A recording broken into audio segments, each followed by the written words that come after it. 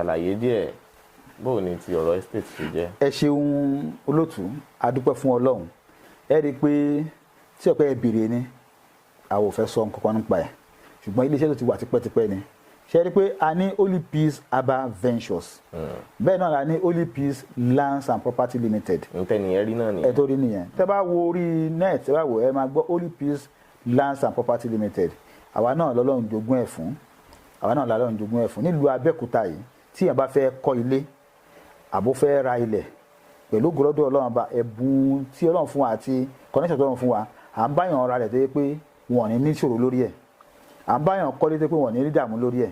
Yàtọ̀ sí ìyẹn, àwa náà wá ní estate bí ọ̀nà 5 tí a ti ní tó ń wà lọ́wọ́. Bá dárúkọ àwọn estate yẹn. A ní family estate tó wà ní after Funab ní Alábàtà. A ní Kọ̀yà estate tó wà ní Kọ́bápẹ́ after Buhari estate ní Kọ́bápẹ́ ní Abẹ́òkúta ń bí. A ní Golden estate tó wà ní Ìdíòrí ní after Aro hospital. A ní Peace estate tó wà ní Máwùkọ́ ní Abẹ́òkúta náà ni.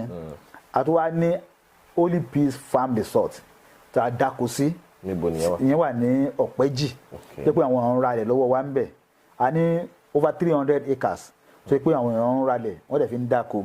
Ìyẹn jẹ́ farm resort wa títí ń sìn. A tó wá ní botanical garden tó pé bẹ́ẹ̀ la gbin ewé àti egbò tá à ń lò sí.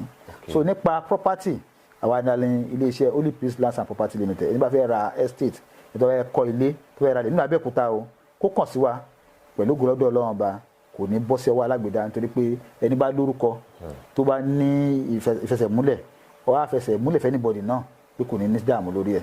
Ṣùgbọ́n ìjẹ́ nìyẹn. Tó ẹ ṣeun, kò ní jù bá ń lọ fún ti tààkò yìí. Ńgbò bá tó dìgbà míì á tún máa pàdé, ẹ tún máa láǹfààní àti pàdé bàbá Alado tí wọ́n jẹ́ bá Ṣẹ́gun Olúbàrìbá.